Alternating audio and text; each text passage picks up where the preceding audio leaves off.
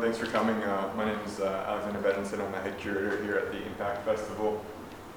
Welcome to the final day of the Impakt Festival. You guys made it, which is maybe less surprising that I made it the last day of the festival. And I'm very happy to be here. And early on when I was planning this festival, I knew that I wanted to have a strong presence of the contemporary video game community and not just the games themselves, but the thinkers and the makers of the games. I'm not smart enough to know everything, but I think I'm smart enough to know when I don't know something, and to try to know some people who do know more than me. And so the first thing I did is I called up Jamin Warren of Killscreen and said, "Jamin, can you help me find some great local Dutch talent in the video game community and bring them here to Impakt to share with you guys?" And he did an incredible job, and I'm very excited. Dutch and German talent, excuse me. Did an incredible job putting together this program, and you may have been enjoying his games earlier in the week out in the foyer there as well. I'm looking forward to this very much. Without further ado, I'd like to introduce Jamin Warren of Killscreen Media.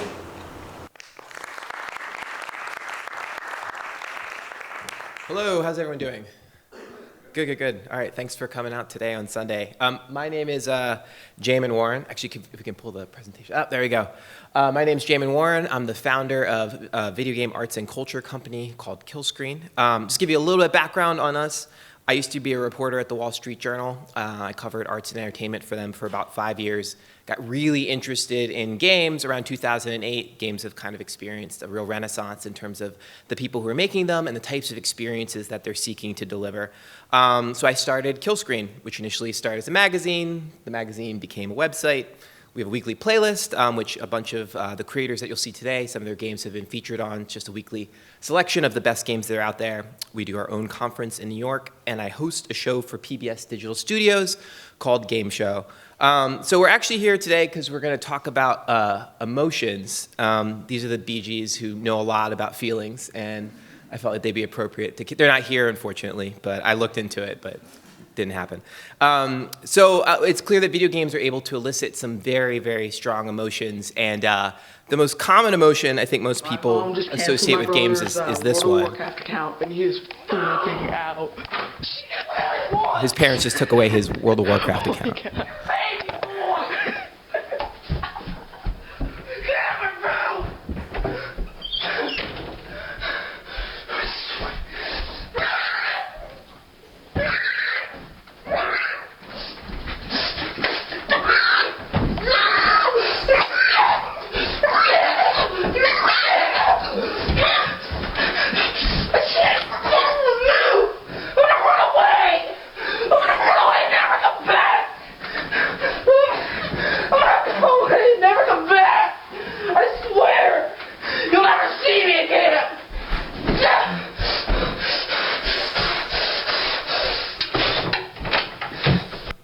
And scene. I love how he removed all of his clothing. That's how angry he was. He needed to take all of his clothing off. That selection was actually part of Eva and Franco Mattis's performance piece. It was called My Generation, in which they collected about 10 minutes of these sort of insane, histrionic fits of anger. But it's pretty clear that that games are able to elicit some very strong emotions in us, albeit sometimes unintentionally.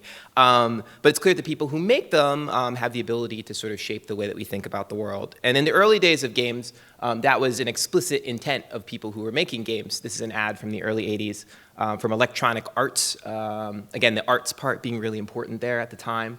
It's this question, this is an advertisement, I know it has a lot of words on it. And it says, "Can a computer make you cry?" And it's about how these game designers are looking toward a language of dreams, software worthy of the minds that use it. Somewhere along the way, games maybe got a little sidetracked, I guess. But in recent years, that question of how you create emotion in players has, again, come to the fore. This is a game called Papers, Please, which situates you in a fictional Eastern European country where you serve as a border agent and you evaluate people's passports and make these very important decisions about whether or not you'll let them into the country. It's really a game ultimately about ethics, but again, elicits these very strong feelings of what it means to make moral decisions. There's a new game that's coming out called Nevermind, which is using biofeedback that will actually make itself scarier depending on how scared you get and will probably kill someone by the time it's released. And then more recently, The Walking Dead, which centers around this core relationship between Lee and Clementine. So anyway, we put together a program of folks we think who are on the vanguard of doing things in terms of eliciting emotional experiences with people. And I'd like to, so for the next 2 hours, we're going to be exploring that concept with 4 different amazing game designers. I'll be your moderator. I'll be asking questions. We have some live demos that hopefully won't go completely to pieces. But for our first speaker, I'd like to welcome Leah Schoonfelder. How'd I do? How was that? What? Oh, goodness gracious. All right. Off to a roaring start, clearly. I'm worth it. I'd like to welcome her. She's a game designer and animator based in Heidelheim, Germany. Her games explore a wide range of subjects from gender to inequality to sexuality. If you could please welcome her to the stage.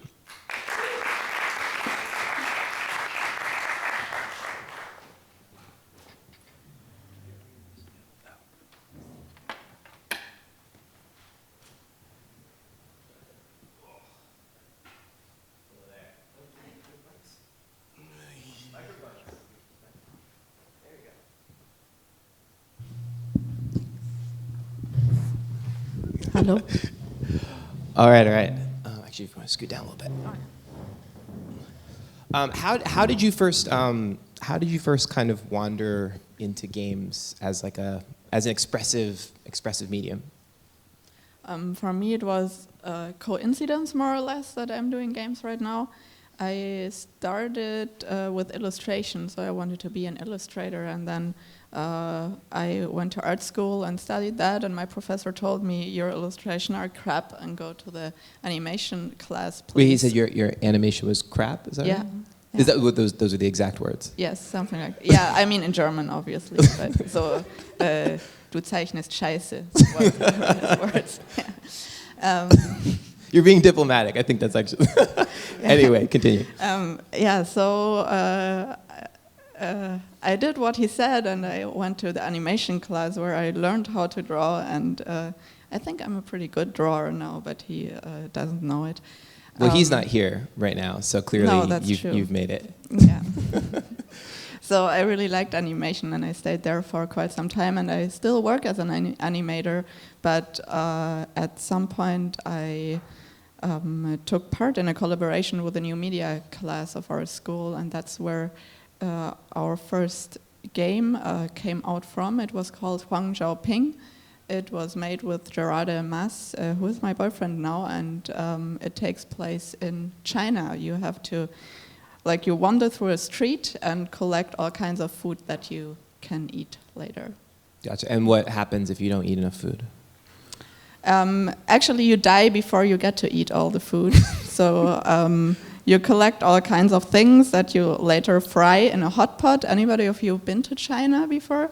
They do that really nice dish called hot pot. It's a big bowl of hot fat and chili, and you can fry anything you want in it. So in the game, you can collect pigs and cats and frogs and even little children, and then you fry them. Children? Children. Other Chinese children? Yes.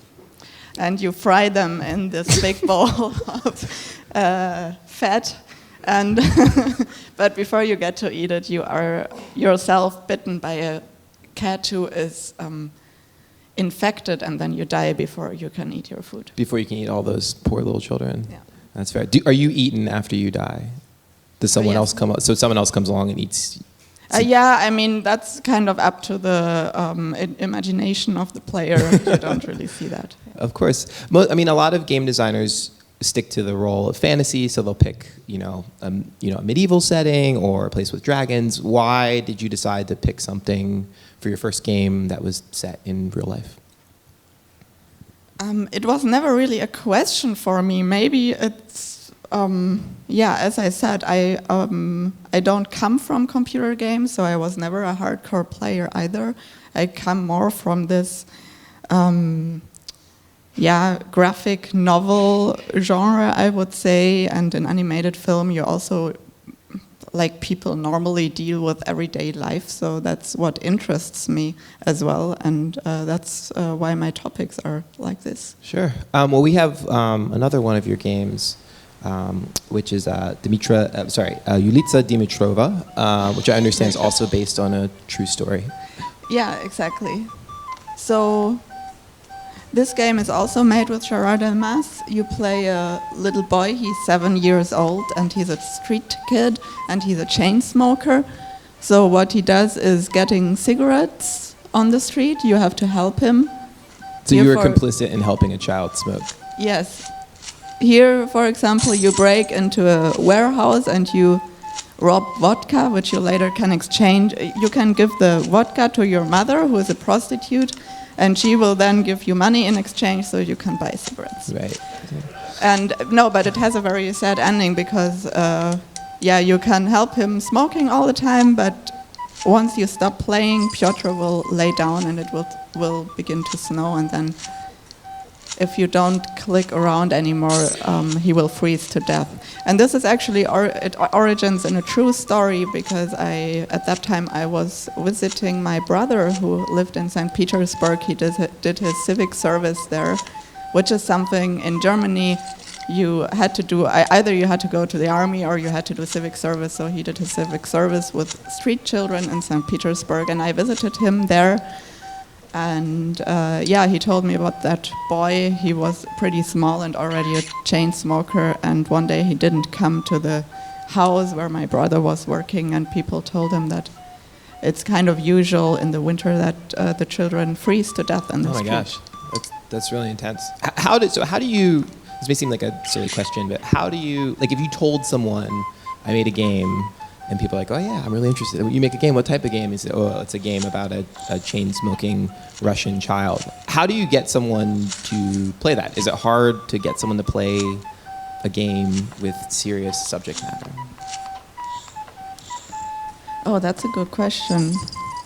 I mean, in certain kinds of people, I think it's not too hard. For example, this game was at the Independent Games Festival in San Francisco, so these people kind of like to have games that come with different stories, like the thing that you just showed us, Papers, Please, also deals with a kind of serious topic with immigration and passport controls and those things. So I think there actually is an interest there. Obviously, it's not the main, it's not a mainstream thing, but I don't have the feeling that nobody wants to see this. Right, because we don't have those expectations of other mediums, right? Like it's okay that we go see something similar. How does like the nature of interactivity, you feel like the fact that players, in this case, if you choose to stop playing, the child dies, right? How does the fact that you have some control over the player affect the way that people feel about an experience like this versus watching a movie or reading a book, maybe about the same thing? Yeah, so what I like about the medium of computer games is that you, as well as with a book or with a piece of music or with a painting, you can tell a story, but you tell it more through a system than through a linear plot. And you force people to experience some correlations, So in this game, for example, the player is forced to recognize that if he doesn't do anything, that this poor boy will die. And obviously you have to stop at some point, so you always will experience that. Right. It's just usually when I play games, then I turn it off. I don't I don't have the expectation that the Master Chief has died in my absence, unfortunately. Oh, you mean you didn't realize it when you stopped playing? Is that what happens when, oh my gosh. I should always play video games all the time. I keep these people alive. Can you tell me a little bit about the process for putting a game like this together? Because this is an early effort for you, and your background is not necessarily in programming. So how did that work from a collaborative standpoint? Yeah, so I normally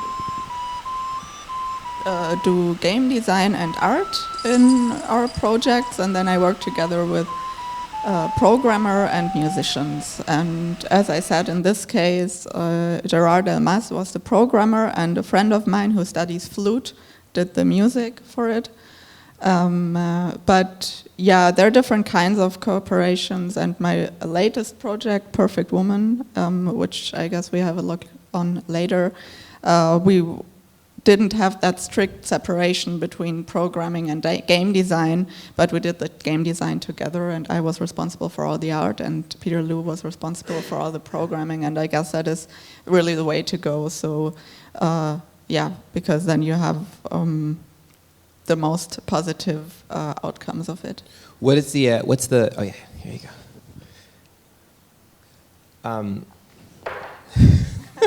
And now we will drink water on stage.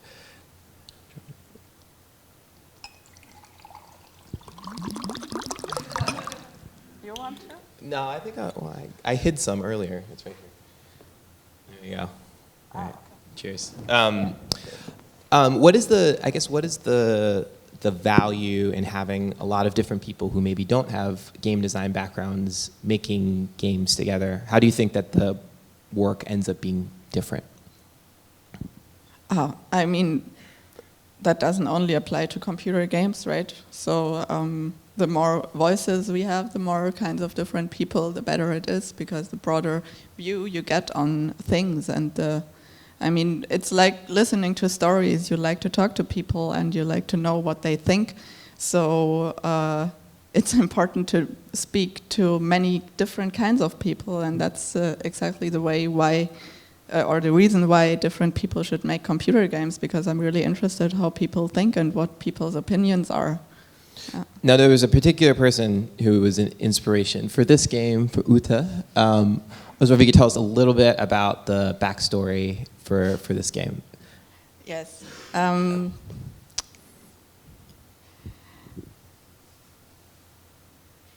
going to so,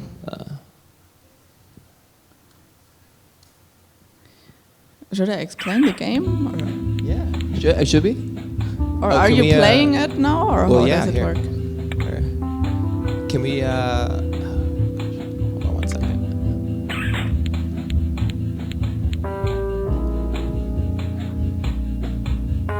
This is great music, by the way.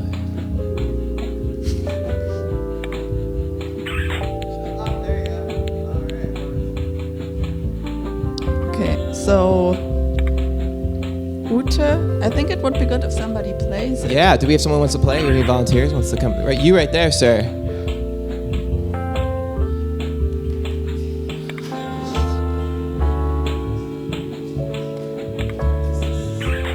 So you'll have to look up there. All right. What is your name? Sasha. This is great music for bringing people on stage, by the way. It's like, hey, we have Sasha on stage who's going to play a game called Ute. Well, go ahead, you can get started. Yes, please, and maybe we can watch the introduction together so we all know what it's about. There we go. And then you right, go ahead.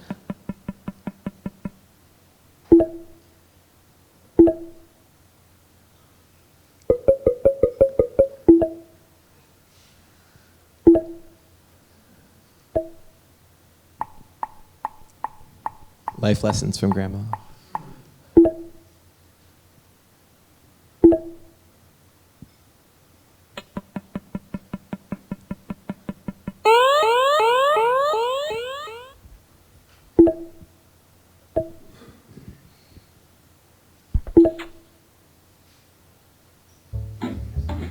Okay, so you move with the arrows.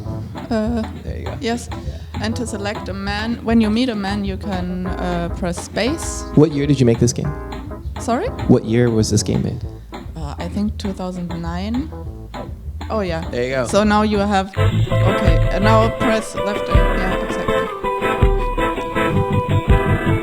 Okay. Uh-oh, I don't think you're gonna, that guy's gonna, oh, you've broken a heart. Yeah, sorry, it didn't work out. You have to really, before you walk into a corner, because you will have sex when you walk into a corner, so before you do that, you should check that no other man is around. Okay. Sasha So- wants a different man. Yes. Oh, he is nice. He's a yoga teacher. Yes, each man has a unique personality. And Oh, keep going. You might get him. Oh, you just have to keep going. yeah, very good. So you had an orgasm now, so you get the points. But you're still minus 70, I guess, because you got caught before. Right. Actually, I don't really... Women don't actually have a score counter like this, do they? I won't tell you. But what was okay, the... so- tell us about the inspiration for this game. So the I didn't know that I have to tell that. On Oh, stage. no, that's okay. But, But no, not the... but can you tell us a I- little bit about what you were trying to do with this particular game? So this game, it's not very serious. It's more a fun game. And actually, a friend of mine was an inspiration for that. She got kind of sex addicted and had still a boyfriend, so she had to take her to have as much sex as she could get without anybody seeing her. Right. And then what happens at the end of the game? Yeah, at the end of... So in the lower left, you see all the little miniatures of men that you can sleep with. And in the end, one of them remains, and you will marry him. Right. And the goal is to have as much points as you can get before that. So did you feel like you had like a serious message with this game, or was it more for... No,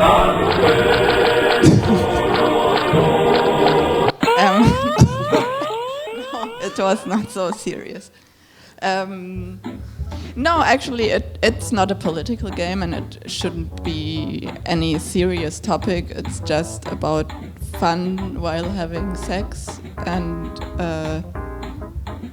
I mean, one question, I think I told you that before, that I always had, and that I had when I was talking to my friend who was the inspiration for it.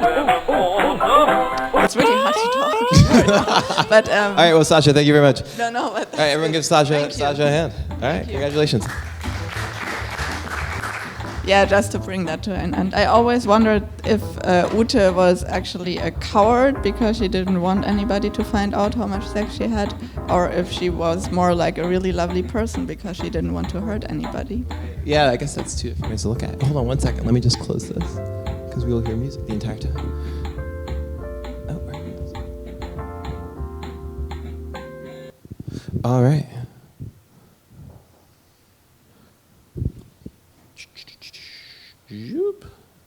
All right, so let's move on to your last title. Whew, all right, we've made it one tech demo in. Yes, successful. Was there like I mean, I guess as you were thinking about this game, A Perfect Woman, could you talk a little bit about like your inspiration for the game and what's like the theme for A Perfect Woman? Yes, Perfect Woman actually has a backstory. So in the game we will soon play it here on stage. But just to give a little overview, you live through the life of a woman, and it's a dancing game. So you always do performances. You can choose your own unique lifestyle, and then you have to perform in it. And so you begin, for example, at the age of 7, and you can choose between being a princess or a street kid or whatever you want to be. And then you go on and move to age 16 and again have many choices. But everything is connected to each other. And the idea behind Perfect Woman is that life gets really, really hard if you want to be perfect. And there are many aspects in your life. And this doesn't only apply to women, but also for men.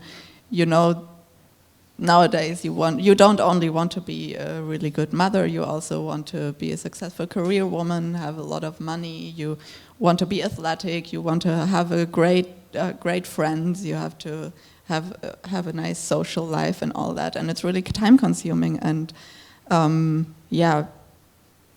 exhausting to be that perfect, and so it's kind of a propaganda game. Is there a perfect woman? Is there a perfect woman out there? I think there are, but I don't necessarily think that they have a better life. Yeah. I see.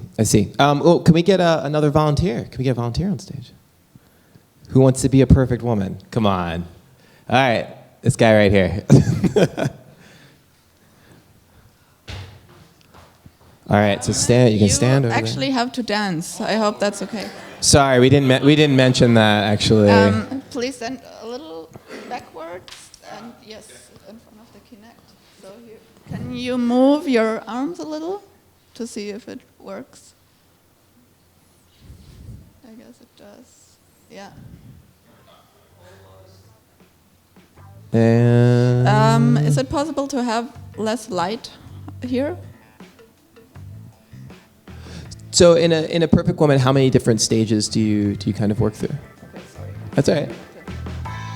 Does it work now? Lift your foot. Ah, okay. Yeah. Gotcha. Yeah, so this was the tutorial. There you go. What kind of woman would you like to be? I was asking this fellow right here. Ah, you're asking him? Well, yeah, I guess everyone, all of us. It's a question for everyone. An independent woman. All right. There's a trailer playing as well.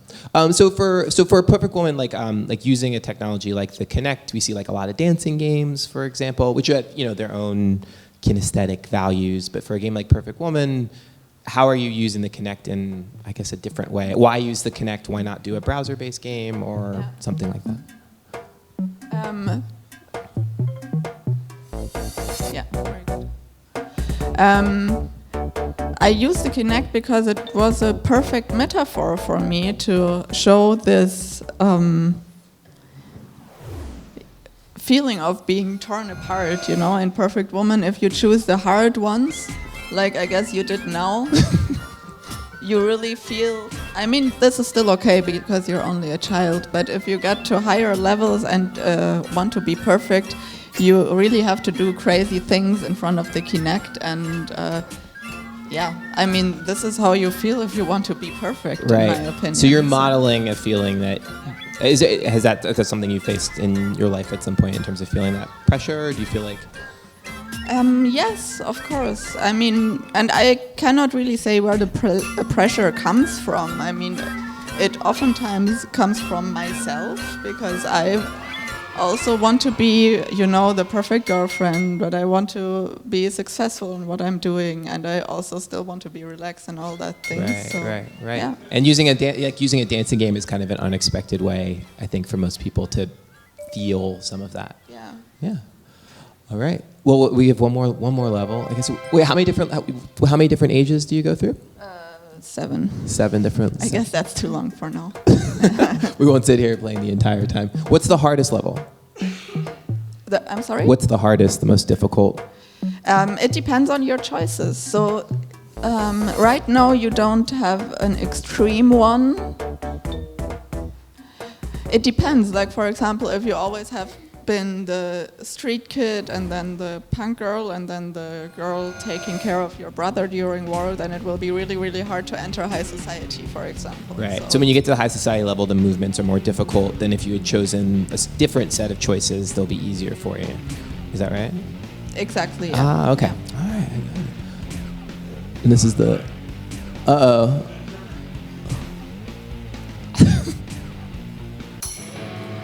That is unfortunate, and that is a great note to end on, in fact.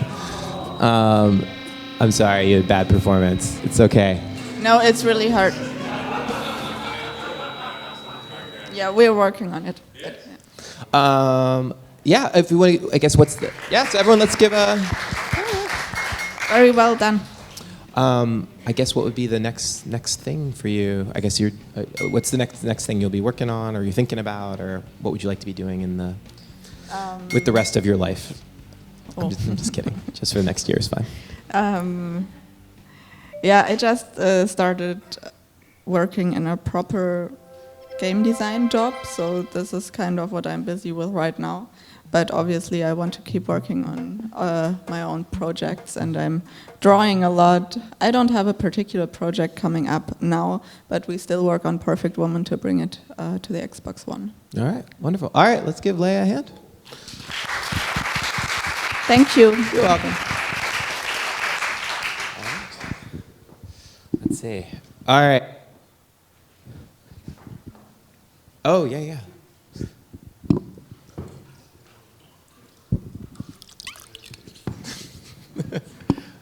All right, bye, Leia. All right, I have 2 microphones now, which means I can be twice as captivating, obviously. The next person I have on the stage is Kars Alfrink. Please welcome Kars to the stage.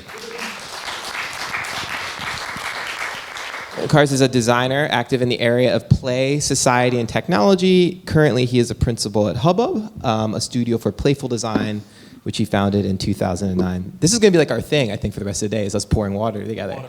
The water thing. How's my water sound? That's good. Kind of bassy. Yeah. Dutch water is really bassy. So I wanted to show something first before we get started. This is one of your early projects.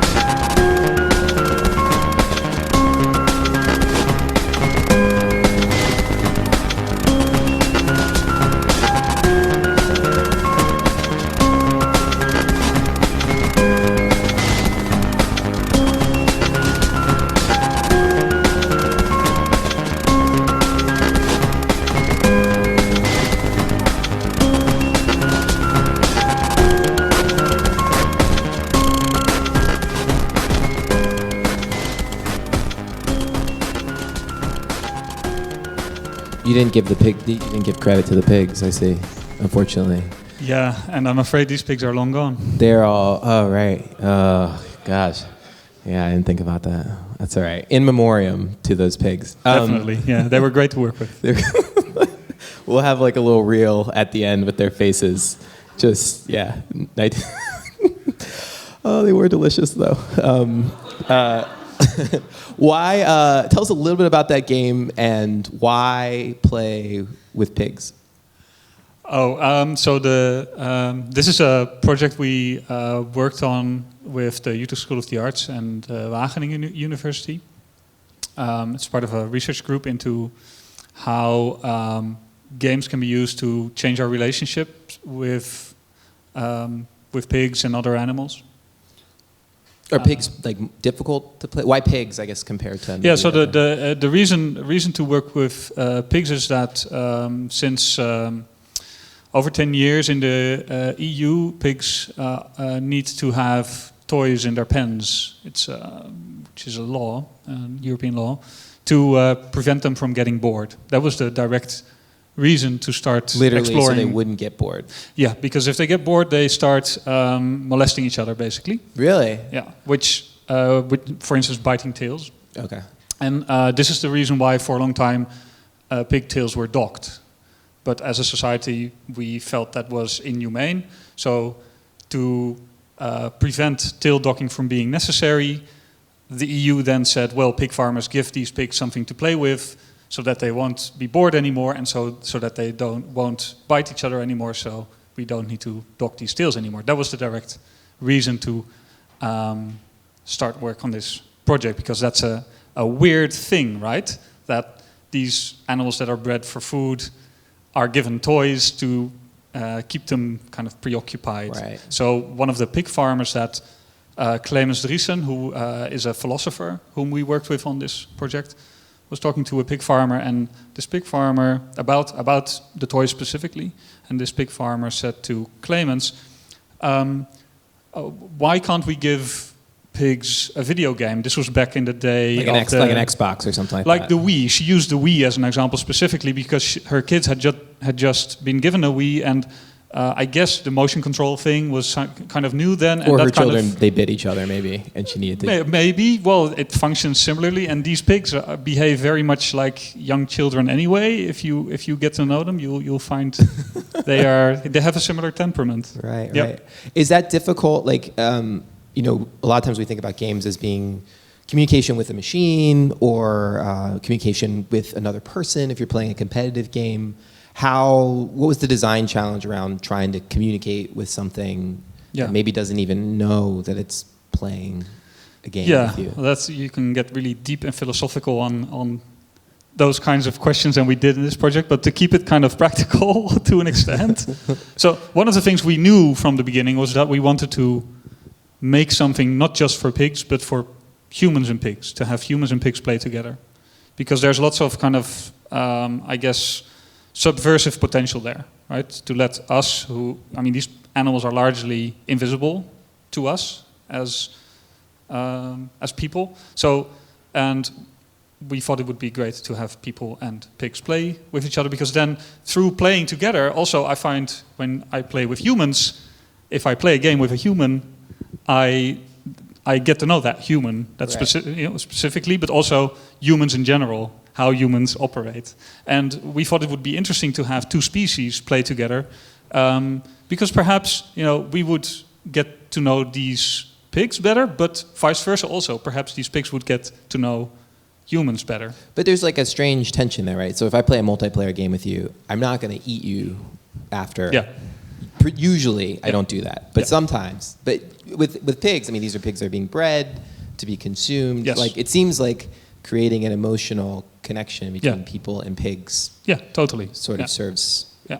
Was that intentional? Would you guys be? Yeah, we were definitely exploring that potential for empathy with another species through play. Right. So is there like a precedent for that in terms of like other games design? I've seen. Well, games there's a huge history in animal science of using games to study animal behavior, and we worked with animal scientists from the Wageningen University. A lot of that is with primates, like chimpanzees, for instance, are given video games. There's research in orangutans, giving orangutans who live in captivity to give them games. But letting humans play with animals is a completely different kind of thing, and it isn't done that much. Right. What was your background? How did you get into game design? Presumably you did not major in game design for pigs. Does Utrecht offer? They don't offer that, do they? Not yet. Looking I don't for know. funding. Who knows? Yeah. So I studied interaction design at the Utrecht School of the Arts, and back then there were no games programs formally, but I was already very interested in making games. So often me and my friends at the program would subvert interaction design assignments into game assignments. So we would end up making games. So that's how I got started, and ever since I've been kind of involved in some way. Right. So what's the relationship between like interaction design and game design? Is there a difference between those two? Because it sounds like you kind of dance between those worlds. Yeah. So one way to think of it is game design as a more specialized subdiscipline of interaction design, because but seriously, I mean, both deal with interactive systems and how people kind of engage with them. But games have very specific properties, whereas interaction design deals with all kinds of stuff, right? So, and coming from this broader background into games, I'm hugely impressed with the sophistication that game designers bring to the understanding of formal systems, and that's what attracted me to the field. Right. Was there something specific about game design that you felt like was really attractive to you that maybe you weren't getting in interaction design? It's the expressive potential that games offer, as opposed to just your average website or app. Specifically expressing ideas through systems and through people interacting with those systems. That's what I've always found super fascinating about games. Right. How does the process of like creating like emotional connections differ in interaction design versus game design? How's that process maybe different? Well, for me, typically interaction design projects are about, for instance, developing some kind of interactive system to kind of as a kind of platform for media. So a kill screen website would be a typical interaction design project, and you're trying to make the writing and the video and so on and so forth kind of have that shine as much as possible. So the interactivity is kind of supporting the content that is being delivered. Right. Okay. Whereas with game design, the interactivity is the content, and that's the biggest difference for me. Right. Right. Was that the biggest thing that you had to learn when you were starting to think about making more formal games? I guess, yeah. And at the same time, kind of trying to not be too. I mean, it's kind of, there's some potential for breaking with conventional wisdom in game design. At least that's what I enjoy. So to kind of sometimes just make broken games on purpose and to see whether you make broken games on purpose. Yeah, to an extent. I mean, I guess many of Hubbub's projects are, depending on how you define games, are games, but often they lack some property that is typical of video games, for instance. Right, right.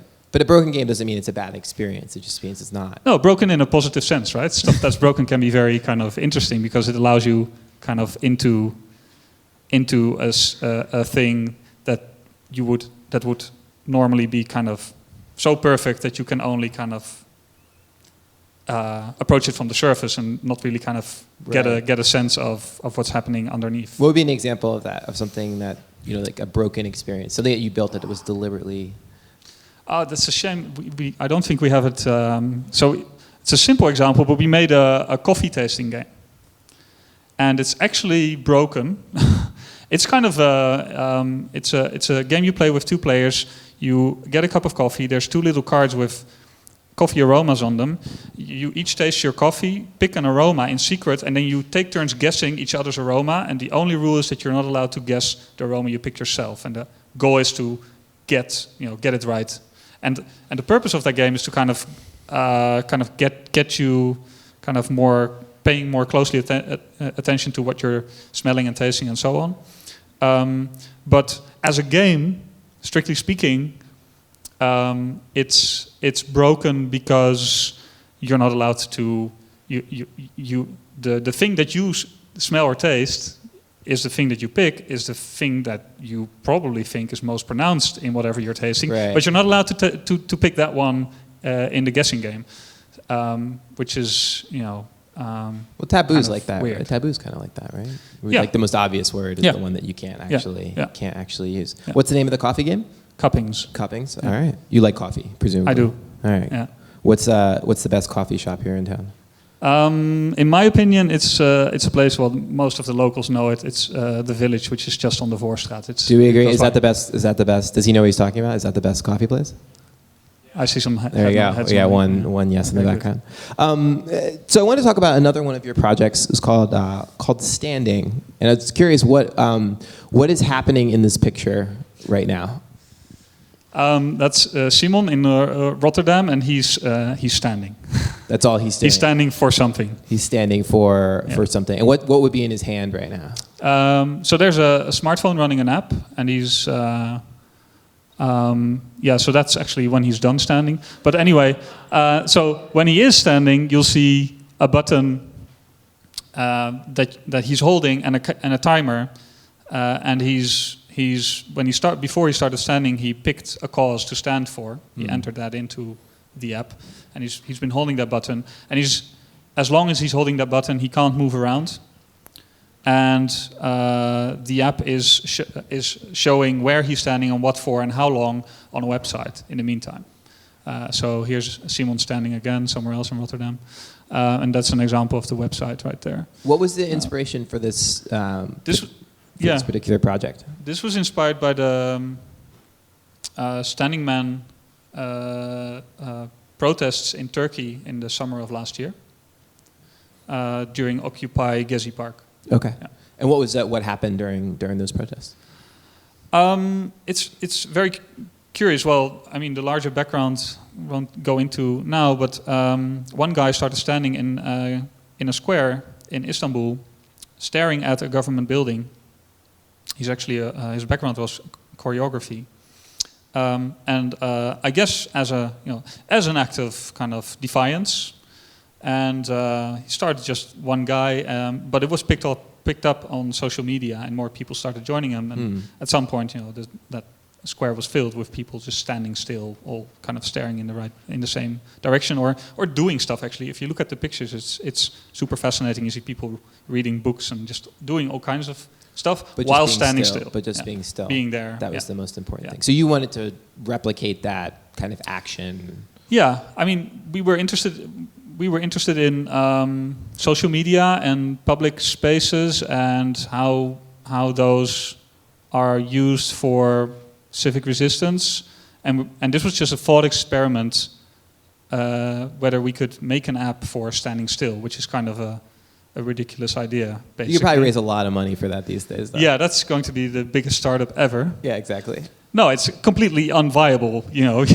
but it's a super interesting challenge to make something that is basically about making your smartphone totally useless, right? And so once you start standing, you need to hold that button, so you can't use your phone, and that's typically the thing that we immediately go to when we want to distract ourselves from whatever, and now we're trying to we're short-circuiting that also. So there's, it's a very simple idea, but there's all kinds of interesting stuff that starts happening when you actually make it and give it to people, and people start using it. What do people typically stand for? Well, it varies from the major issues of the day. Right? Currently, it would be Stop Ebola, for instance. So if you would go on Twitter and look for the big hashtags that people rally around, you will find those on standing also.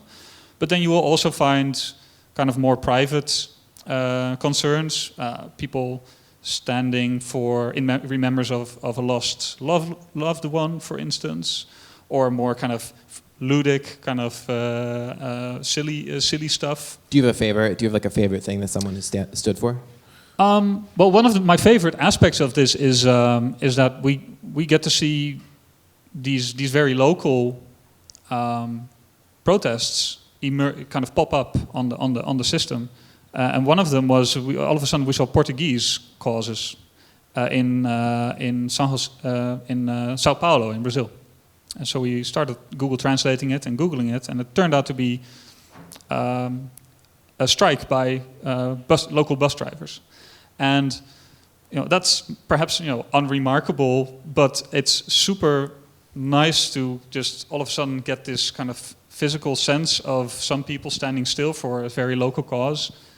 As a guy in the Netherlands, through this thing. Yeah. How do you prevent? I mean, people don't always stand for, in my view, the right causes. Yeah. So is that hard for you? I'm sure you've seen people stand for things that maybe you're not as crazy about, and so how do you, like, as a designer, you've created a system which could be used for standing for workers' rights or whatever it may be, but you could stand for a lot of other things as well. Yeah.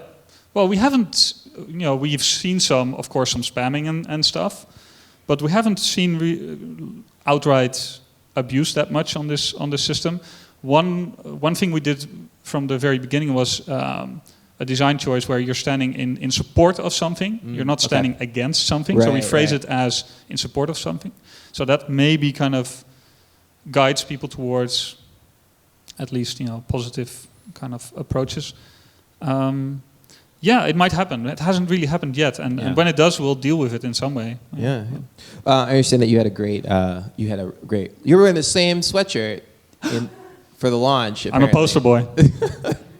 You just have, you have a closet full of those gray sweatshirts. I have 5 of these. I'm like Steve Jobs.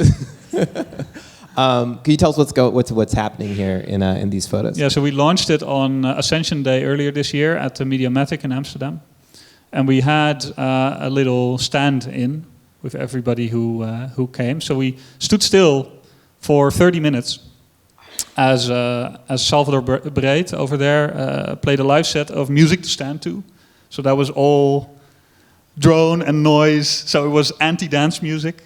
And we had on the big screen over there a map showing people standing globally with us, on site there, because we were live streaming the whole thing also. So we had kind of a partly physically co-present, partly, internationally distributed, collective standing thing for whatever, right? Everybody could just pick whatever cause they wanted to stand for, and it was pretty neat. One thing I didn't get a chance to ask Leah while she was up here is about like systems and about the ability of systems to influence human behavior, to get people to believe, think, feel particular things. I was wondering if you could talk a little bit about some of your systems thinking for this is your newest game, Bycatch, and what role sort of games as systems play in an experience like this one. Okay, so I'm interested in how systems can express certain points of view. So using games to argue for certain cases. They're not agnostic, basically. They're not agnostic. Right. We are, as a maker, I am present in kind of crafting that system. It's not a matter of kind of persuading people kind of in the sense that they would, be kind of brainwashed in some way. It's more of a way of, it's like an argument. It's like a debate between game maker and game player. Through these systems. So you can disagree. You can play these games and you're free to disagree.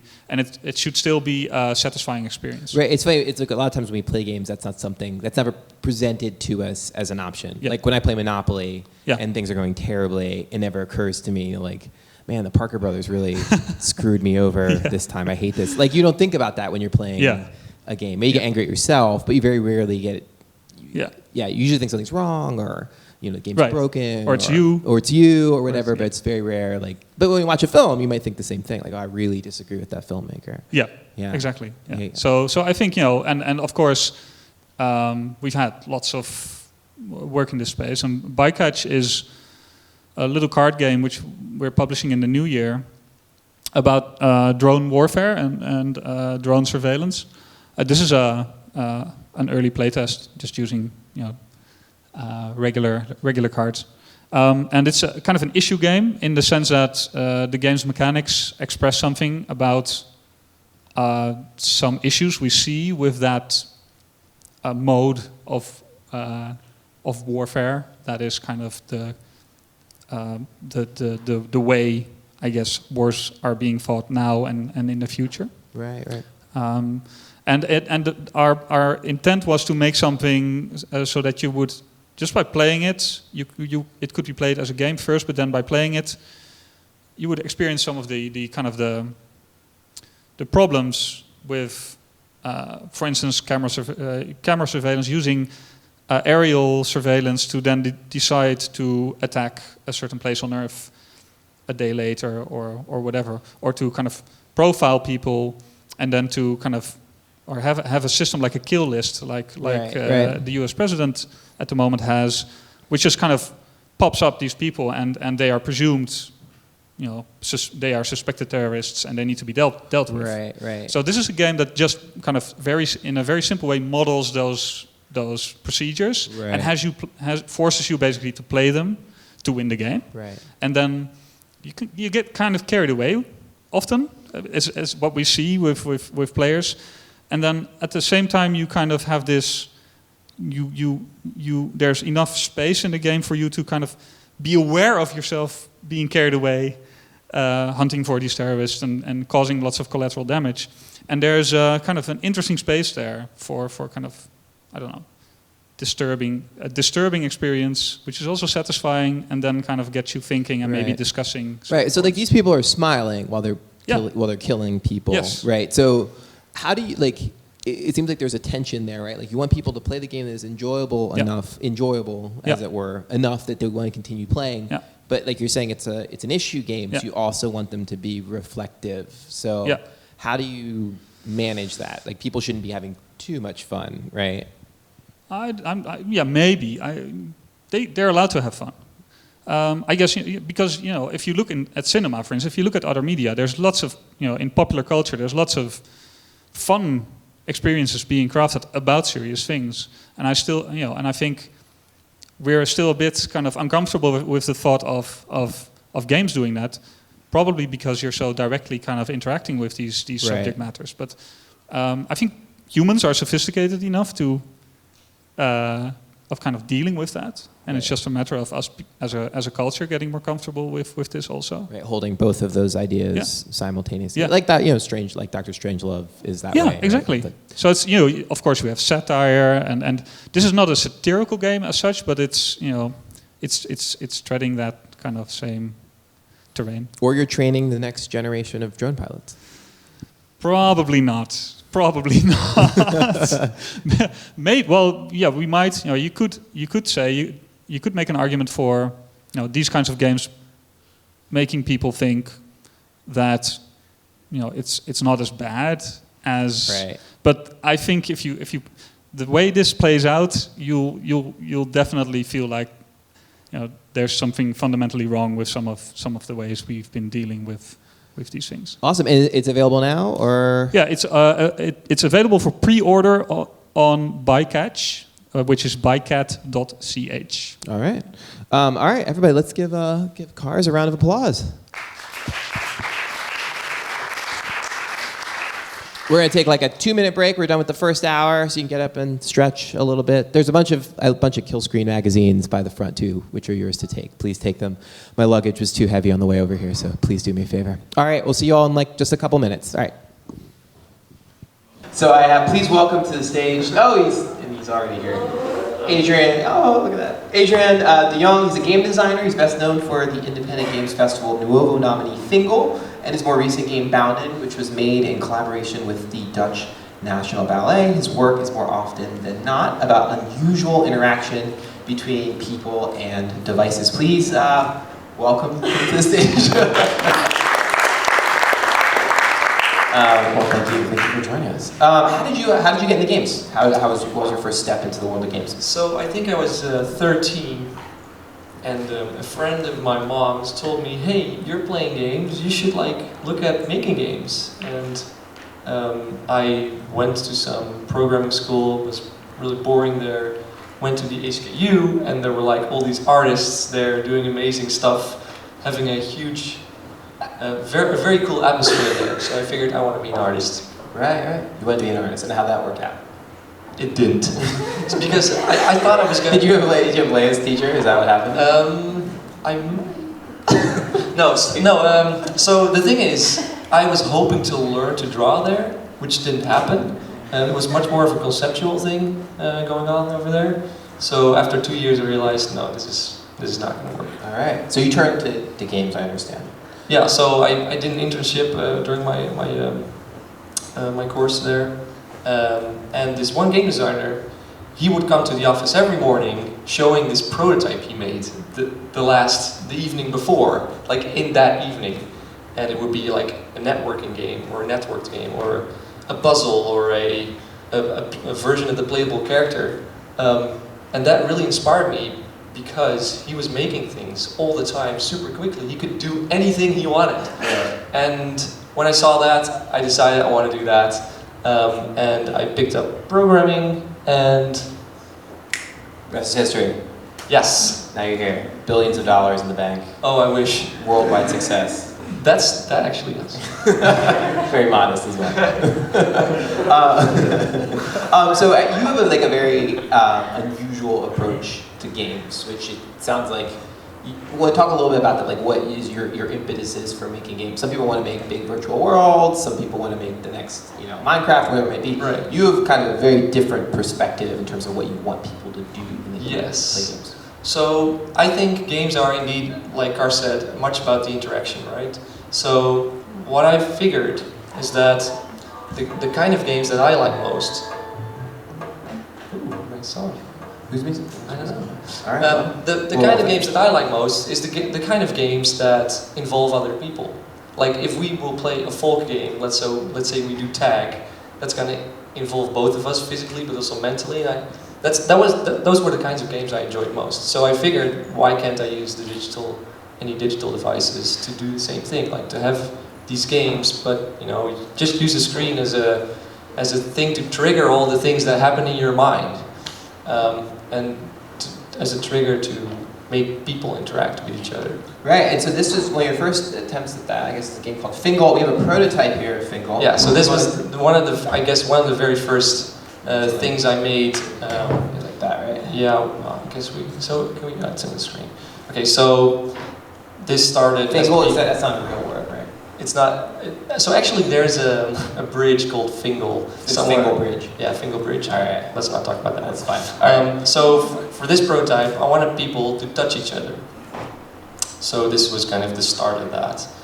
This is a really ugly, weird prototype. Prototypes often. Yeah. All right. And I was kind of searching for, how will I get people to do that? So now it will write 3 fingers. So what we're doing here is picking up the balls and trying to drag those same balls. Ooh, look at us. You have cold hands, Adrian. Ooh, yes, I do. All right. Now what? Okay, 2 fingers. Yes, 2 fingers. All right. Oh, I'm just gonna slide there. That's fine. You asked for permission first. So That feels really good. yeah, it does. All right, there we go. All right. So Yeah, here's another one. Oh my good. Oh my god. Oh, don't drop that one. All right. It's getting. I'm getting warmer now. I must say. All right. Ooh. All Let me right. slide that right in. Yeah. Yep. All right. Oh yes. And Oh yeah. we made a baby. This is So great. this prototype, the first time I played it was with my neighbor, and I remember his hands very well. Very The shape of big, his warm, hands. sweaty hands, and that kind of convinced me. I had some other people play it, and they were like, "Ugh, disgusting." And I Right. thought I want to make this game simply because no one wants to play it. Right. So I graduated on this prototype, and then I decided with my colleague to make an actual game out of it, and that turned out To be Fingal. to be this thing. And we need 2 people Yes, with really amazing hands. amazing hands. Who? 2 people. Come on, don't make me pick people. Oh, nobody You might not- dares to play. Nobody wants to play your game. All right. Well, I guess. Nobody wants. All right. Last. Oh, there we go. There we go. We got 2 right Let's there. calm down. All right. Yeah. Everyone. Yeah. Give them a hand. So I guess we can turn on the music for this thing, if that's possible. Are you guys getting sound? It's supposed to work. Okay, so you grab those little squares that are filled, you drag them onto the empty ones, and you wait. You hold it there until the entire white circle fills the screen. Oh, that's a perfect. That's the. That's not the music that was intended to be here, but will do. Okay, so keep it there. Oh, like, you still seeing this? All right. So, do people find it strange? Like, it seems like you need to actually know the person that you're playing with. The funny thing is, this game was nominated for some prize in San Francisco, and we were at a show floor where I would just drag in people that didn't know each other and made them play the game. That was very awkward for everyone. And sometimes what would happen is that those people would play a couple of levels, then accidentally touch each other, Right. and then be like, wait, I'm Adrian. Right, introduce each other, because they suddenly felt like, I'm putting my personality in here, and we don't even know each other. We should get to know each other. Right. So it really did have that effect. How many have been relationships forged from this game? So actually, yes. And there's some people that not some of them have confessed it to me, but others have just told me that the relationship broke because of this game. Because they didn't wait. They broke up because they played Fingal. Yeah. So the sister of my best friend had a boyfriend. Then she played Fingal with another guy. Oh. Yeah, that's not cool. The boyfriend went so crazy jealous that she broke up with him, and then hooked up a month later with the guy she played Fingal with. Chemistry Yes. there. And it was actually because of the game. So are there cultural differences? I remember when my first trips to Europe, I met this artist who gave me these little pins, and the Right. pins each had a number of kisses on them, because every European country has different formats for Okay. how you. And so me as an American, she gave me the one that's no, you don't do a kiss on the cheek, nothing like that. Are there Right. different it seems like different cultures, maybe different approaches to? Well, so I hear this more often, that us Dutch people are not so afraid of touching each other. But I think the we couldn't truth find is any still, volunteers though. well, yeah, well that's the thing, and the truth is still that a lot of people here never touch each other's hands except when they give each other a handshake. So it is considered an intimate thing, and I think all the people I met that played Fingal. And surprisingly, like this game did really well in China, for instance, and I have no idea why. Right. So maybe the culture there is slightly more open to that kind of interaction, but I don't know. All right. Well, Yeah, well, that's we've all it. been fingled. Thank you Yeah. very much. I right. think they're gonna continue playing, right? Almost. They're like, ooh, this is You getting can take better. that back. You can take that back with you, which is totally fine. All right. Thanks for what were playing. your names again? Leonard. Leonard And Esther. and Esther. All right. Everybody give Leonard and Thanks for Esther a playing. hand. So another game that you developed was this one. I guess we can we can move Fingal over and go back to the keynote on the main screen. So this is one called Friend Strap that you made. Is that right? Yeah. So the premise of the game is you approach someone, you say, put your thumb down. Right. And then you put your thumb down, and if you let go, you lose. That's it. So it's like a And now we're stuck to each other. right. Oh man. Yeah, great. We got it. This is gonna take like hours. Really awkward. Yeah. So and then we add awkward conversation topics. What so I have like a little clip. So how does it work exactly? You just hold on forever? Yes. What's if you the can do that. What's the longest like someone's like ever friend strapped? So when we launched this, we did a 24-hour live stream. Did you do it for 24 hours? Yes. So the thing is, the game actually has this mechanism in there that you need to also pay attention, because you need to let go sometimes for like 3 seconds. It's super small, Right. but you do it every 2 or 3 minutes. So you need to actually hold your thumb there, right? Right. Um, No, it's fine. It's totally cool. So the thing is, the longest we actually got to play the game was 7 hours. After which I literally fell asleep for like You 5 fell asleep seconds while playing. Yes. And then you lost. Yeah. So after Your games are very demanding of people emotionally. So not just it's actually not just emotionally, but also from the hardware. All our games so far, I've tried to do things with the hardware that wasn't like the hardware wasn't intended to Oh do yeah, that. like the iPad's not meant to have like 8 individual fingers. 11 touches. 11 That's the touches for max, Fingal. and we're using all of You them. use And the phones actually they automatically release a touch after 2 minutes. Really? So that's why we introduced the releasing mechanic Oh, that's originally. fascinating. And then we have this other game, which we're going to talk about in a bit, which is the gyroscope. Yeah. Let's talk about that. We can talk about that one right now, actually. Yeah.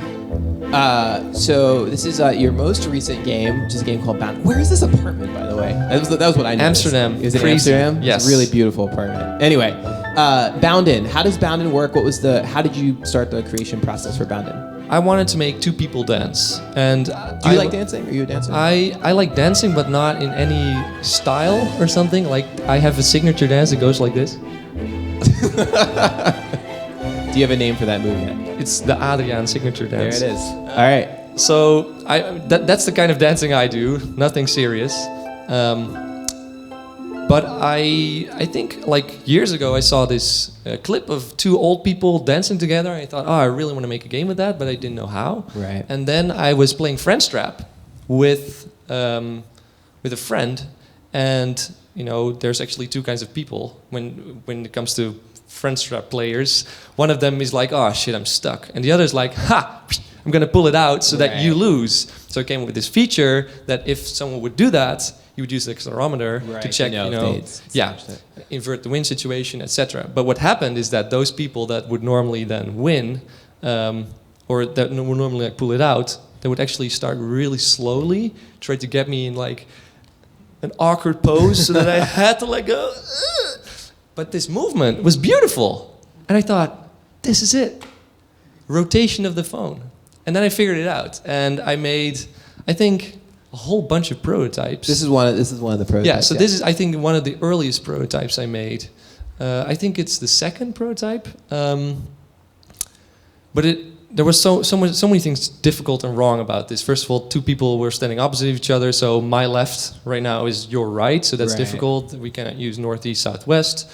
So I came with this thing, and man, there were so many problems. So I think this was like the 4th prototype that I made, trying to do this, and this kind of worked. So what you would do is like in virtual reality games, or you can basically have your phone and you can look around and you're looking inside this virtual world by doing this. And that's kind of the principle I used, except kind of inverted, so you're going around a sphere, Right. as a satellite is looking down on Earth, right? And then you need to position the satellite on specific places on the ball. So I made a bunch of prototypes and eventually came down to this. So I guess if you could go to the next one, came to this this kind of ball where you have a kind of crosshair in the middle, and it has a gap, and then there's rings that also have a gap, and you need to very precisely align the gaps and the crosshair and this ring all at the same time. Right. Now I understand you also had a collaborator, an unusual collaborator for this game as well. Yeah, so I was making the prototypes, and at some point I really needed to make dances. Well, making dances is actually really difficult. I found out when I was trying to make one, and I was like, what's this move going to be? North, south, Right. east, north, south. That was so boring.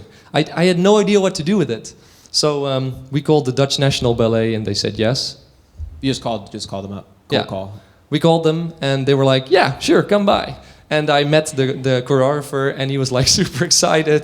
And like 2 weeks later, Because they we have were like, I mean, the way you have a language for design, choreographers have a language for dance that's already Yes. right, like a notation system. yeah. And, Well, so we went to the Dutch National Ballet because they're very traditional, but there's people working there that are they're very good at what they do. We figured if we can get those people to work to help us make the dances, that would be perfect. Like that would be the best thing, and that actually happened. So the choreographer knows a lot about movement. They have dancers they can work with. So it was like the whole package. They had it all. Right. So we have we have a performance. I understand we can do one of these dances Yes, live. we can actually do one here. Alright.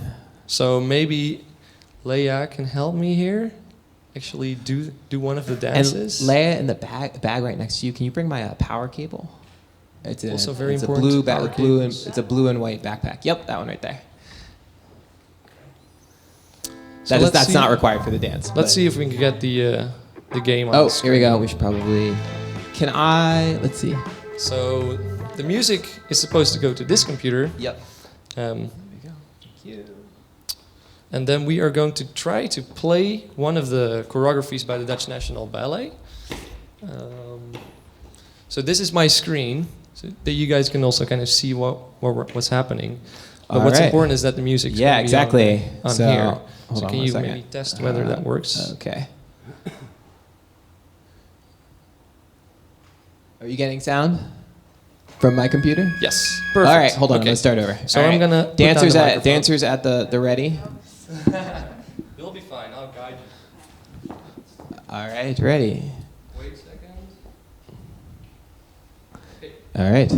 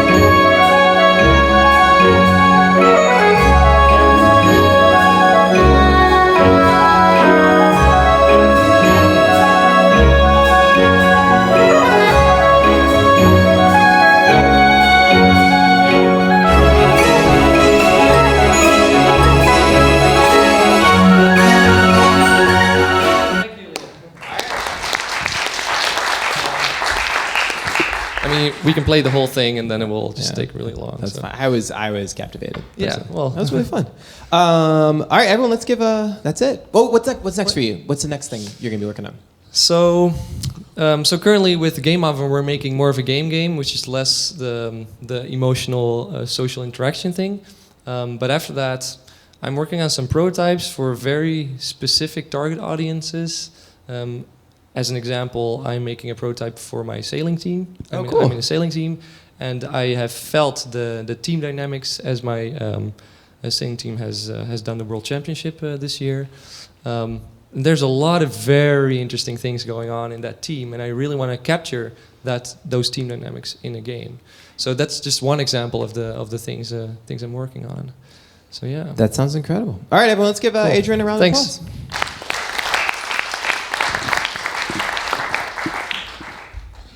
All right. Let's see. All right, we're almost done. Home stretch. Our last person is Timon Bink. He's a technical director for Digital Dreams, where they work right around the corner at this amazing space called the Dutch Game Garden, where Adrian also works. It's this 5-story building full of game designers and projection mappers and all kinds of incredible stuff. And Digital Dreams created an incredible game called Metrico. So let's welcome Timon to the stage.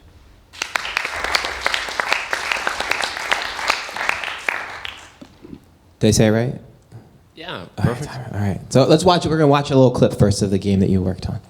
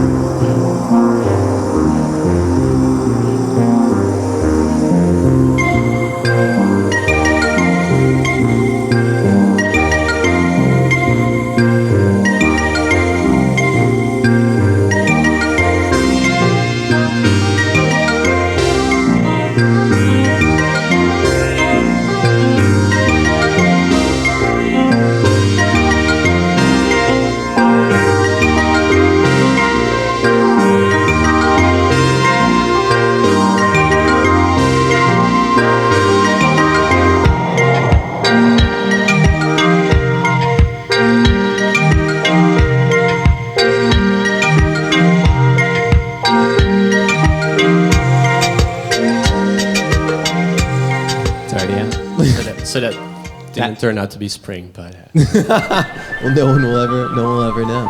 Who did the music for that? it was Paul Bomen. He's a Dutch synth artist. Oh, that's really cool. So this is your team? How did you guys meet? You can scoot down a little bit also, so I'm not behind the table. Yeah, that way. So I work with 2 other guys, and they're called Geert and Roy. And they're both from the Utrecht School of Arts. They did game design there. And I myself come from the Utrecht University, and I did computer science. And as Geert was doing his graduation, or was planning to, he needed a programmer. And basically no one at the Utrecht School of Arts, game design at the time, could code, save for 1 or 2 people. So that's really a big problem when you want to make games. You want to make games too, like, oh, we don't so Geert put out an ad, sort of.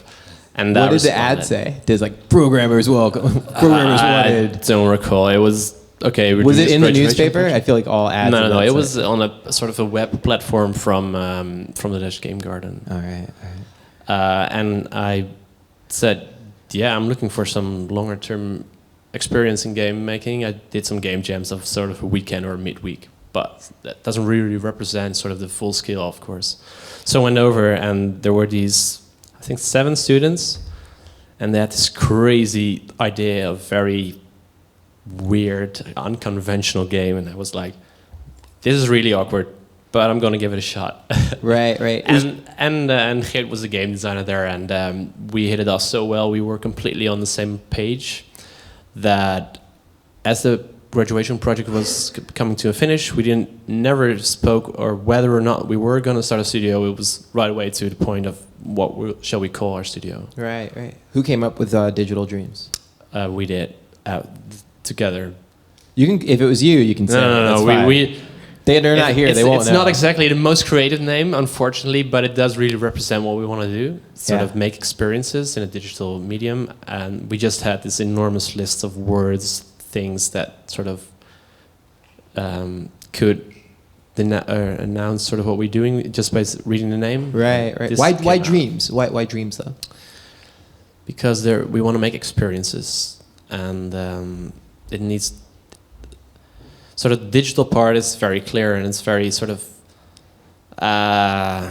coarse, I would say, as opposed to something that's very warm, emotional. You know what Impakt is about, soft machines. We wanted to have that aspect in there because that's something that interests us. Right, absolutely. Now I understand. When I was thinking about putting together this program, one of the through lines I think for everyone today has been very different sets of influences, and I was wondering if you could talk a little bit about some of the influences of the game. And I understand there's a local house that actually here in Utrecht that was part of the influence for the game. So influence is actually a very sort of appropriate word when it comes to Metrico. When we'll sort of explain what it's about, but so should I actually do that first, or we can do here. We can do infographics first. Might be good, sort of as a point of reference. I put the slides in the wrong order. So Metrico is a world of infographics. So we're talking bar diagrams, pie charts, and line graphs, things you would know from PowerPoint presentations and such. And these charts, they represent your actions. So a bar chart could represent the amount of times you've jumped. So for every time you do so, it goes up for a notch. And that means that if you jump too often, the bar will become too high for you to overcome. So you need to think about your actions. You can't just jump at random as you would do in a game like Mario, where it's fine. But with us, we want to make you think about what you're doing. And so you really have to be carefully planning your moves, puzzle through puzzle. Right. This is one of my favorite. I picked one of my favorite infographics. This was it's of the march to take over Moscow, and it shows the casualties along the way, which I really like. It's like great. From Napoleon, or this is in the. Sorry. Oh, I think I believe it's Napoleon marching on Moscow, and then they show all the casualties on the way there, or the size of the army on the way there, and then the size of the army on the way back. Yeah, they didn't really pull through. Yeah, it didn't really work out quite so well, unfortunately. What is the allure? I mean, it seems like a very timely game, right? Just in terms of we have these relationships with data every day. Well, yeah, infographics by themselves have actually become sort of more apparent in mainstream media over the course of the past 3 or 4 years. You see them rise in newspapers and such. The price of oil is depicted in oil barrels within sort of the New Yorker or like online, especially ad agencies are using sort of infographics to make their products more visually interesting. And, Right. We have got so much data coming in these days that you need a proper way to show people the data in an interesting way, because you want people to read it, and that's what infographics are very good at. Right. And this French cartographer Jacques Bertin, I feel like, has a great quote that encapsulates that. Data is transformed into graphics to understand, a map, a diagram, or documents to be interrogated. For you as a designer, what role do you think you have in terms of showing people what their relationship with data looks like? Because it's not something we always think about. In what way? Well, I guess through a game, right? So I guess most of our relationships with data might be like through an app, or like you were saying, like in the newspaper or something like that. How is our interactions with data in a game going to be different from another way of interacting with them? So if you take the average sort of game, or say Zelda, which is not a below average game, but I mean, there are so many things that are very apparent in a lot of games. For example, shoot the dragon in its eye 3 times. There's a number there, there's a specific point there. It doesn't really matter that's a dragon, that's sort of all show and tell, but there's sort of these this data, this number crunching that you have to do inside the game, and we sort of try to lay that bare. Right, right. There's so many data in there, but Right, because the game is keeping track of me when Yeah. I'm working through. Actually, so in Grand Theft Auto, one of my favorite things, and I guess starting with Grand Theft Auto 4 maybe, was you could go into the pause menu and it would show you all the steps that you've taken, all the hot dogs you've eaten, all the people you've killed, the number of bridges you've flown under. Like, we never think about games as being these collectors of all this information, all these like discrete little movements. What is it? I mean, I guess for you, like, what was it about infographics as a game design team? Why was that inspiring for you all? What was that like? What was the most fascinating part about working with that as a concept? well, it had never been done before, to our knowledge. That's something that means it's a challenge, that there's sort of something new to be explored, and that's for us very important. And that's also the way we set Metrico up. We want people to explore something novel, something new. So, and with the case of infographics, it was additionally interesting because it was this abstract way of telling what's happening in a game within Mario or within Zelda, shooting the dragon's eye 3 times. Right. Really abstracting something to a bare minimum. And that's, I guess, sort of where the Rietveld then comes in again. I mean, minimalism is a very, very strong sort of approach, how do you say, movement, right?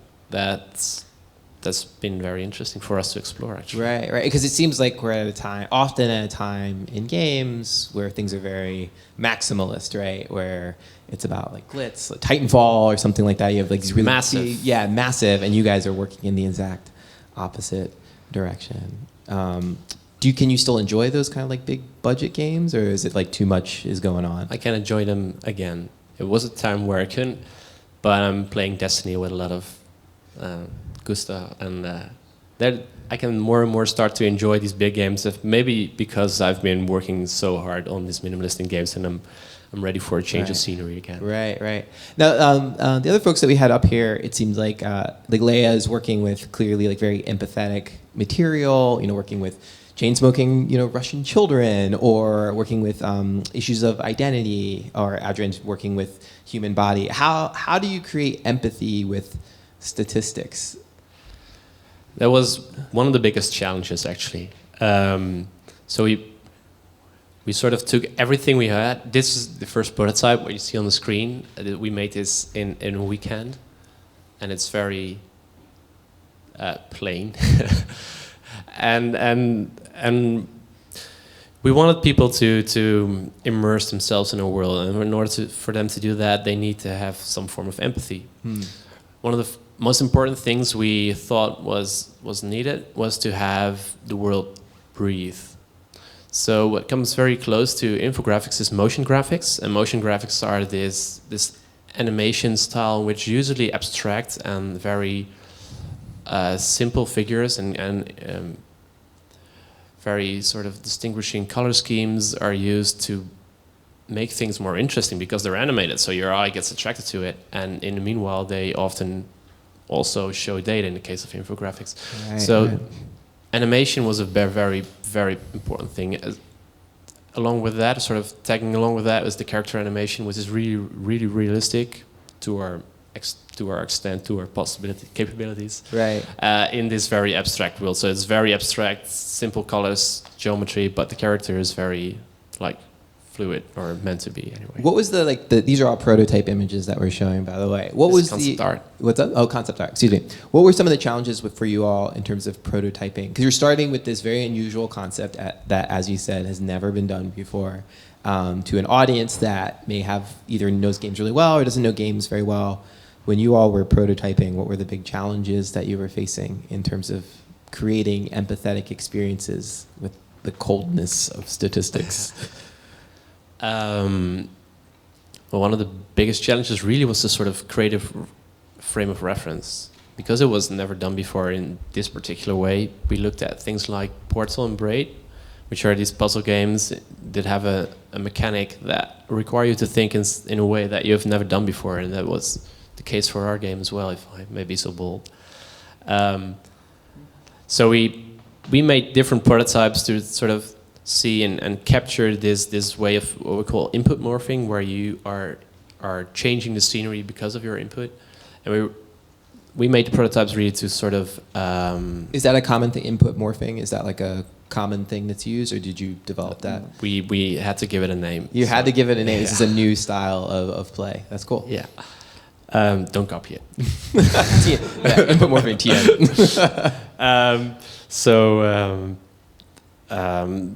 That was sort of the biggest challenge, just to, at first, really sort of see in what way can we use it. A second prototype did a very, this is sort of the concept art that comes close to a second prototype. We tried to do it in a very narrative way. Mm-hmm. So every puzzle was telling a story of a person's life. They were going to work, they were meeting a girl, they were going out at the bar, getting drunk, and working, marriage, buying a house. It didn't really work that well. It became too contextual and too not enough puzzle. Right. So we really sort of minimal abstracted that again once more, another step, and it became really puzzly. Yeah. All right. Well, let's see. We can take a look at the game itself. So this is a level that you worked on. I mean, you split the design up between all of you. But maybe you could talk a little bit about what the design process was for putting these. You mentioned making it a little bit puzzly. How did you go about kind of building these puzzles? What was that process like? So all three of us, and we had some interns, but mostly the three of us did the puzzles, with Roy as sort of our level designer doing the most of it. But we all have sort of different approaches, which helps to give a change in sort of mental scenery. So Roy usually sort of blocks out a puzzle sort of aesthetically in, okay, I want a person to have this and this path, and then makes a puzzle around that. I usually try to get sort of a very, very minor aspect of, okay, I want this person to understand this and this about Mexico, or I think we've not explored this part before, for example. So it's about your actions. So you have jumping. Jumping is something that everyone's used to. But if you really sort of dig deep in the action of jumping, you have the moment of jumping, you have the moment where you're in the air, where you're going upwards in the air, where you're going downwards in the air, whether you're landing. These are all sort of different aspects within this sort of mechanical called jumping that we're all used to, and we're usually making puzzles to explore each individual sort of part, digging deeper and deeper and deeper. So the puzzles would relate to not just your forward jump, but your jumps back and like all the different discrete little pieces of jumping. Is that right? Yeah, in combination sometimes with moving or shooting or dying or. Right. So then how do you train people to play? Because I mean, this is a very different way. Like in Mario, like, you know, when I jump, my jump is, I mean, it feels really, has a really good like floatiness to it, but the jump in and of itself is not as complicated as the jump that you are. Well, you don't have to think about it. Right. And that's exactly what we want you to do. We want you to think about it. Oh, So, I mean, in Mario, you don't think about it. Right. And at first, when you start playing our game, you don't think about jumping either. But we very quickly tell you, okay, you have to really think about this, otherwise you're not going to get further. Right. So the way we do that, we didn't want to use any words in the game because it's an infographic game, so it should be able to. We should sort of tell people through images or play. So what we did was really do that puzzle design thing where we really explore one sort of mechanic, one aspect of it at a time, from a very global point to a very digging deeper down kind of thing. So we really teach people in a puzzle what they should know for the rest of the game. Right. Which is, I guess that's good.